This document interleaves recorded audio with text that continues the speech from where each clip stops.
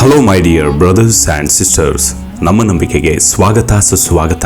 ಸ್ನೇಹಿತರೆ, ಪ್ರತಿಯೊಂದು ಸಾಧನೆಗೂ ಅಥವಾ ಪ್ರತಿಯೊಬ್ಬ ಸಾಧಕನಿಗೂ ತನ್ನ ಉನ್ನತ ಸ್ಥಿತಿಗೆ ತಲುಪೋದಕ್ಕೆ ಒಬ್ಬ ಗುರುವಿನ ಆಶೀರ್ವಾದ ಬೇಕೇ ಬೇಕು.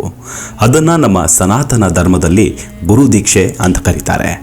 ಯಾವುದೇ ಕ್ರೀಡೆ ಇರಲಿ ಅಥವಾ ಯಾವುದೇ ರಂಗವೇ ಆಗಿರಲಿ, ಯಾವುದೇ ಜನಾಂಗವೇ ಆಗಿರಲಿ, ವಿಶ್ವದ ಯಾವುದೇ ಮೂಲೆಯೇ ಆಗಿರಲಿ, ಒಬ್ಬ ಸಾಧಕನಿಗೆ ಗುರುವಿನ ಅಗತ್ಯತೆ ಬೇಕೇ ಬೇಕು. ಅದರಲ್ಲೂ ಮಹಾನ್ ಪುರುಷರು, ದೈವಿ ಪುರುಷರೆಲ್ಲರಿಗೂ ಒಂದು ಗುರುವಾಣಿ ಇತ್ತೇ ಇತ್ತು. ಅಂತಹ ಶಕ್ತಿ ಗುರುವಿನ ದೀಕ್ಷೆಯಲ್ಲಿದೆ. ಭಾವ ಬಂಧನದಿಂದ ಮುಕ್ತಿ ನೀಡಬಲ್ಲ ಶಕ್ತಿಯೇ ಗುರು ದೀಕ್ಷೆ. ಸಂಸಾರ ಬಂಧನದಿಂದ ಮುಕ್ತಿ ನೀಡಿ ಮೋಕ್ಷ ಕರುಣಿಸುವವನೇ ಗುರು ಎನ್ನುತ್ತೆ ವೇದಶಾಸ್ತ್ರ. ಬನ್ನಿ, ಹಾಗಿದ್ರೆ ಇವತ್ತಿನ ಎಪಿಸೋಡ್ನಲ್ಲಿ ಗುರುವಿನ ಪ್ರಾಮುಖ್ಯತೆ ಎಷ್ಟು, ಹಾಗೆ ಗುರುಗಳು ಎಲ್ಲಿ ಸಿಗ್ತಾರೆ ಅನ್ನೋದನ್ನು ನೋಡೋಣ. ಅದಕ್ಕೂ ಮುನ್ನ ನಮ್ಮ ನಂಬಿಕೆಗೆ ನಿಮ್ಮ ಬೆಂಬಲವಿರಲಿ. ಸ್ನೇಹಿತರೆ, ಸನಾತನ ಧರ್ಮದಲ್ಲಿ ಗುರುವಿಗೆ ಶ್ರೇಷ್ಠವಾದ ಸ್ಥಾನವಿದೆ. ಗುರುವಾದವನು ಶಿಷ್ಯನ ಕಿವಿಯಲ್ಲಿ ಮಂತ್ರವನ್ನು ಉಚ್ಚರಿಸಿದರೆ ಜಗದ್ಗುರು ಭಕ್ತನ ಹೃದಯದಲ್ಲಿಯೇ ಮಂತ್ರವನ್ನು ಬಿತ್ತರಿಸುವನು ಎಂಬ ಮಾತಿದೆ. ಭಗವಂತನು ಭಕ್ತನ ಆಧ್ಯಾತ್ಮಿಕ ಪ್ರಜ್ಞೆಯನ್ನು ಜಾಗೃತಗೊಳಿಸಿದಾಗ ನಿಜವಾದ ಮಂತ್ರ ದೀಕ್ಷೆಯಾದಂತಾಗತ್ತೆ. ನಿಜವಾದ ಗುರು ಅಂತರ್ಯಾಮಿಯಾದ ಭಗವಂತ. ಅವನೇ ಎಲ್ಲರ ಗತಿ, ಆಧಾರ, ಪ್ರಭು, ಸಾಕ್ಷಿ, ಆಶ್ರಯ ಸ್ಥಾನ, ಬಂಧು, ಸೃಷ್ಟಿ, ಲಯಸ್ಥಾನ, ಎಲ್ಲದರ ಮೂಲ. ಸಾಮಾನ್ಯ ಗುರು ಮತ್ತು ಶಿಷ್ಯರು ಸಂಧಿಸಿದಾಗ ಇಬ್ಬರು ಪರಸ್ಪರರಲ್ಲಿ ದೇವರನ್ನ ಕಾಣಲು ಪ್ರಯತ್ನಿಸ್ತಾರೆ. ಶಿಷ್ಯನು ಗುರುವನ್ನ ದಿವ್ಯ ಚೈತನ್ಯದ ರೂಪವೆಂದು ಪರಿಗಣಿಸ್ತಾನೆ. ಭಗವದ್ ಅನುಗ್ರಹವು ಹರಿದು ಬರುವ ಒಂದು ಮಾಧ್ಯಮವೆಂದು ಭಾವಿಸ್ತಾನೆ. ಈ ಭಾವದಿಂದಲೇ ಅವನು ಗುರುವಿನ ಸೇವೆ ಮಾಡ್ತಾನೆ. ಅವರ ಮಾತಿನಂತೆ ನಡೀತಾನೆ, ಅವರನ್ನು ಪೂಜಿಸ್ತಾನೆ. ಭಾರತದಲ್ಲಿ ಸಾವಿರಾರು ಜನರು ಉಚ್ಚರಿಸುವ ಪ್ರಸಿದ್ಧ ಗುರುಸ್ತೋತ್ರವು ಇದೇ ಭಾವನೆಯನ್ನು ವ್ಯಕ್ತಪಡಿಸುತ್ತೆ. ಅಜ್ಞಾನದ ಪರೆಯಿಂದ ಕುರುಡನಾದವನ ಕಣ್ಣುಗಳನ್ನು ಜ್ಞಾನಾಂಜನವನ್ನು ಹಚ್ಚಿ ತೆರೆಯುವಂತೆ ಮಾಡುವ ದಿವ್ಯ ಗುರುವನ್ನು ನಮಿಸುತ್ತೇನೆ. ಶಿಷ್ಯನಿಗೆ ಆತ್ಮಜ್ಞಾನವನ್ನಿತ್ತು ಅವನ ಅನೇಕ ಜನ್ಮಗಳ ಕರ್ಮ ಬಂಧನವನ್ನು ದಹಿಸಿ ಹಾಕುವ ಗುರುವಿಗೆ ನಾನು ವಂದಿಸ್ತೇನೆ. ಯಾರ ಸದ್ಜ್ಯೋತಿಯು ಈ ತೋರಿಕೆಯ ಜಗತ್ತಿನ ಮೂಲಕ ಪ್ರಕಾಶಿಸುತ್ತಿರುವುದೋ, ಯಾರು ತತ್ವಮಸಿ ಎಂಬ ಮಹಾವಾಕ್ಯವನ್ನು ಶಿಷ್ಯನಿಗೆ ಬೋಧಿಸುವನೋ, ಯಾರ ಸಾಕ್ಷಾತ್ಕಾರದಿಂದ ಜೀವಾತ್ಮನು ಮತ್ತೆ ಭವಸಾಗರದಲ್ಲಿ ಬೀಳುವುದಿಲ್ಲವೋ ಅಂತಹ ಗುರುಮೂರ್ತಿಯಾದ ದಕ್ಷಿಣಾಮೂರ್ತಿಗೆ ನಮಸ್ಕಾರ ಎಂದು. ಜೀವಾತ್ಮವು ಪರಮಾತ್ಮನಿಂದ ತುಂಬಲ್ಪಟ್ಟಿದೆ. ಆದರೆ ಅಜ್ಞಾನದಿಂದಾಗಿ ಜೀವನಿಗೆ ಈ ಸತ್ಯ ತಿಳಿಯದಾಗಿದೆ. ದೀಕ್ಷೆಯ ಉದ್ದೇಶ ಈ ಅಜ್ಞಾನದ ಮಸುಕನ್ನು ತೆಗೆದುಹಾಕುವುದು. ಈ ಮುಸುಕು ಹೋದರೆ ನಿರಂತರ ಆಧ್ಯಾತ್ಮಿಕ ಸಾಧನೆಯ ಮೂಲಕ ದಿವ್ಯ ಸಂಪರ್ಕವನ್ನು ಉಳಿಸಿಕೊಳ್ಳಬಹುದು. ಪೂರೈಕೆ ಮತ್ತು ಬೇಡಿಕೆಯ ಹಳೆಯ ನಿಯಮ ಆಧ್ಯಾತ್ಮಿಕ ಜೀವನಕ್ಕೂ ಅನ್ವಯಿಸುವುದು. ಸಾಧಕನು ಸತ್ಯದ ಬೆಳಕಿಗಾಗಿ ತೀವ್ರವಾಗಿ ಹಂಬಲಿಸಿದರೆ ಆ ಬೆಳಕು ಯಾವುದಾದ್ರೂ ಮೂಲೆಯಿಂದ ಅವನಿಗೆ ಬರುವುದು ಖಂಡಿತ. ಅವನಲ್ಲಿ ಮಹಾನ್ ಪರಿಣಾಮ ಉಂಟಾಗುತ್ತೆ. ಅವನ ಹೃದಯ ತೆರೆಯುತ್ತೆ ಮತ್ತು ದಿವ್ಯ ಜ್ಯೋತಿ ಹೊರಹೊಮ್ಮುತ್ತೆ. ಅಂತಿಮ ಸತ್ಯದ ಹತ್ತಿರ ಅವನು ಹೋದಂತೆಲ್ಲ ಪರಮ ಚೈತನ್ಯದ ಬೆಳಕು ಎಲ್ಲರಲ್ಲೂ ಬೆಳಗುತ್ತಿರುವುದನ್ನು ಕಾಣ್ತಾನೆ. ಮತ್ತೆ ಅವನು ಆ ಚೈತನ್ಯದೊಡನೆ ಒಂದಾದಾಗ ಇತರರಿಗೆ ದಿವ್ಯ ಜ್ಞಾನದ ಮಾಧ್ಯಮವಾಗ್ತಾನೆ. ಜೀವ ಸೇವೆಯೇ ಶಿವನ ಸೇವೆ ಎಂಬ ಭಾವದಿಂದ ಅವನು ಎಲ್ಲರ ಸೇವೆ ಮಾಡ್ತಾನೆ. ಇದು ನಿಜವಾದ ಗುರು ದೀಕ್ಷೆ ಪಡೆದ ಶಿಷ್ಯನ ಜೀವಮಾನದ ಸಾಧನೆಯಾಗುತ್ತೆ. ಹಾಗಾದರೆ ಗುರುವಾದವರಿಗೂ ಅತ್ಯಂತ ಶ್ರೇಷ್ಠ ಗುರುವೆಂದರೆ ಅವತಾರ ಪುರುಷರು. ಇವರು ಸಾವಿರಾರು ಜನರ ಆತ್ಮೋದ್ಧಾರ ಮಾಡಬಲ್ಲರು. ಸ್ವಾಮಿ ವಿವೇಕಾನಂದರು ಹೇಳ್ತಿದ್ರು, ಅವತಾರ ಪುರುಷರು ಕಪಾಲ ಮೋಚನ ಎಂದು.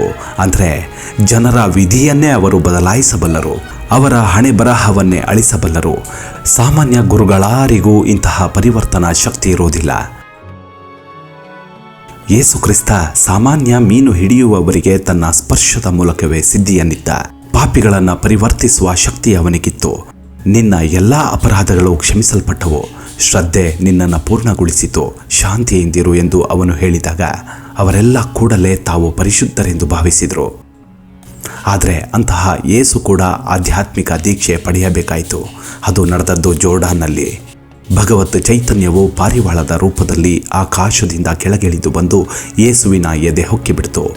ಒಂದು ದಿವ್ಯ ಧ್ವನಿ ಕೇಳಿಸ್ತು, ಇವನು ನನ್ನ ಪ್ರಿಯ ಪುತ್ರ, ಇವನಿಂದ ನಾನು ಸಂತೃಪ್ತನಾಗಿದ್ದೇನೆ ಎಂದು ಹೇಳಿತ್ತು. ಆಧುನಿಕ ಯುಗದಲ್ಲಿ ಶ್ರೀರಾಮಕೃಷ್ಣರನ್ನ ಹೆಚ್ಚು ಜನರು ಅವತಾರ ಪುರುಷರೆಂದು ತಿಳಿದಿದ್ದಾರೆ. ಆದರೆ ಅವರು ದೀಕ್ಷೆ ಪಡೆದದ್ದು ಒಬ್ಬ ತಾಂತ್ರಿಕ ಗುರುವಿನಿಂದ. ಕಾಳಿ ಪೂಜೆ ಪ್ರಾರಂಭಿಸುವುದಕ್ಕೂ ಮುಂಚೆ ಕೇನರಾಮ ಭಟ್ಟಾಚಾರ್ಯ ಎಂಬ ತಾಂತ್ರಿಕ ಗುರುವಿನ ಮೂಲಕವೇ ದೀಕ್ಷೆ ಪಡೆದಿದ್ರು. ಗುರುಗಳು ಅವರ ಕಿವಿಯಲ್ಲಿ ಮಂತ್ರವನ್ನು ಉಚ್ಚರಿಸಿದಾಗ ಶ್ರೀರಾಮಕೃಷ್ಣರು ಗಟ್ಟಿಯಾಗಿ ಕೂಗಿ ಆನಂತರ ಭಾವ ಸಮಾಧಿಯನ್ನು ಪಡೆದರು. ಆಗ ಅವರ ಗುರುಗಳು ಹೇಳ್ತಾರೆ, ನಾನು ಅನೇಕ ಶಿಷ್ಯರಿಗೆ ದೀಕ್ಷೆ ನೀಡಿದ್ದೇನೆ, ಆದರೆ ಶ್ರೀರಾಮಕೃಷ್ಣರಂಥವರನ್ನು ನಾನು ನೋಡಿರಲಿಲ್ಲ ಎಂದು ಗುರು ಉದ್ಗರಿಸಿದರು.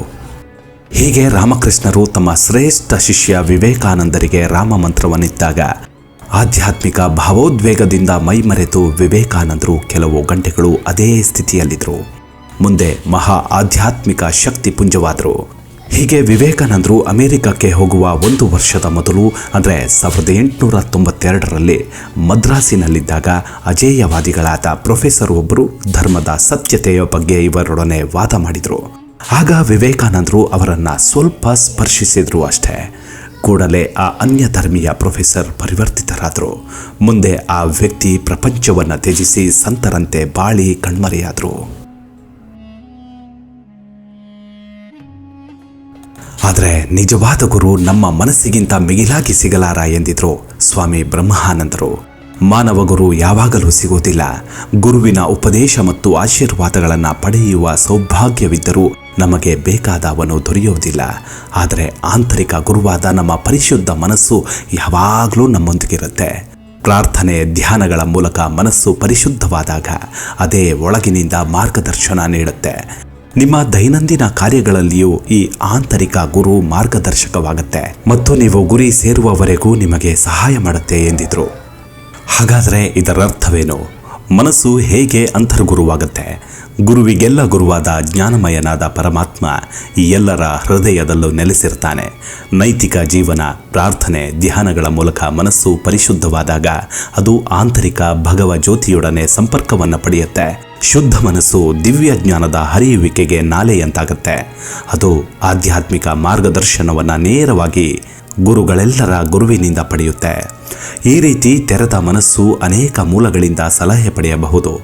ಭಾಗವತದಲ್ಲಿ ಬರುವ ಅವಧೂತನು ಹಲವು ಉಪಗುರುಗಳನ್ನು ಪಡೆದಿದ್ದನು. ಭೂಮಿ ತಾಯಿಯಿಂದ ತಾಳ್ಮೆಯ ಪಾಠವನ್ನು ಕಲಿತ, ಗಾಳಿಯಿಂದ ಅನಾಸಕ್ತಿಯನ್ನು ಕಲಿತ, ಆಕಾಶದಿಂದ ಮುಕ್ತವಾಗಿರುವುದನ್ನು ಕಲಿತ. ನಮ್ಮೆಲ್ಲರಲ್ಲೂ ಭಗವತ್ ಶಕ್ತಿ ಅಡಗಿರುವುದು, ಜಾಗೃತವಾಗಲು ಕಾಯುತ್ತಿರುವುದು. ದಿವ್ಯ ಪ್ರಜ್ಞೆಯ ಕೇಂದ್ರವನ್ನು ನಾವು ಕಂಡುಹಿಡಿದು ಸುಪ್ತ ಶಕ್ತಿಯನ್ನು ಎಚ್ಚರಗೊಳಿಸಬೇಕು. ಬುದ್ಧನು ಶಿಷ್ಯರಿಗೆ ಅಂತಿಮ ಕಾಲದಲ್ಲಿ ತನ್ನ ದೇಹ ತ್ಯಾಗದ ನಂತರ ಅನುಸರಿಸಬೇಕೆಂದು ಹೇಳಿದ್ದು ಇದೇ ಆಂತರಿಕ ಗುರುವನ್ನೇ.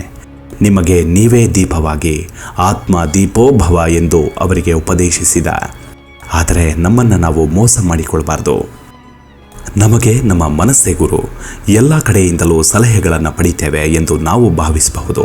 ಆದರೆ ನಮ್ಮ ಆಸೆಗಳನ್ನೇ, ನಮ್ಮ ಆಲೋಚನೆಗಳನ್ನೇ ದಿವ್ಯ ಸ್ಫೂರ್ತಿ ಎಂದು, ದಿವ್ಯ ವಾಣಿ ಎಂದು ತಪ್ಪು ಭಾವಿಸುವ ಅಪಾಯವಿದೆ. ಜೀವಂತ ಗುರುವಿನಿಂದ ಸಲಹೆ ಪಡೆಯುವುದರಿಂದ ಈ ಅಪಾಯವಿಲ್ಲ. ನೈತಿಕ ಜೀವನ ಮತ್ತು ನಿಷ್ಕಾಮ ಕರ್ಮ ಇವುಗಳ ಮೂಲಕ ಚಿತ್ತ ಶುದ್ಧಿಯನ್ನು ಪಡೆಯಬೇಕೆಂದು ತನ್ನ ಶಿಷ್ಯನಿಗೆ ಮಾನವ ಗುರುವಾದವನು ಉಪದೇಶಿಸ್ತಾನೆ. ಶಿಷ್ಯ ತಪ್ಪಿದಾಗ ಗುರು ಅವನಿಗೆ ತಿದ್ದಿ ಹೇಳ್ತಾನೆ. ನಿಜವಾದ ಮಾನವ ಗುರುವಿನ ಮಾರ್ಗದರ್ಶನವಿರುವವರು ಹಾದಿ ತಪ್ಪುವುದಿಲ್ಲ. ಕ್ರಮೇಣ ಗುರುವಿನ ಅನುಗ್ರಹದಿಂದ ಸುಪ್ತ ಅಂತರ್ದೃಷ್ಟಿ ಶಿಷ್ಯನಲ್ಲಿ ಜಾಗೃತವಾಗುತ್ತೆ ಮತ್ತು ಮುಂದೆ ಇದೇ ಅವನಿಗೆ ಗುರುವಾಗುತ್ತೆ.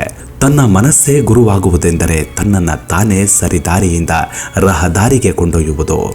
ಈ ಶಕ್ತಿ ಪ್ರತಿಯೊಬ್ಬರಲ್ಲೂ ಇದೆ. ಆದರೆ ಮನಸ್ಸಿದ್ದರೆ ಮಾರ್ಗ ತೆರೆದುಕೊಳ್ಳುತ್ತದಷ್ಟೇ. ಮುಂದಿನ ಎಪಿಸೋಡ್ನಲ್ಲಿ ಮತ್ತೆ ಭೇಟಿಯಾಗೋಣ. ಅಲ್ಲಿವರೆಗೂ ನಿಮ್ಮ ಆರೋಗ್ಯದ ಕಡೆ ಗಮನವಿರಲಿ. Take care. ನಮಸ್ಕಾರ.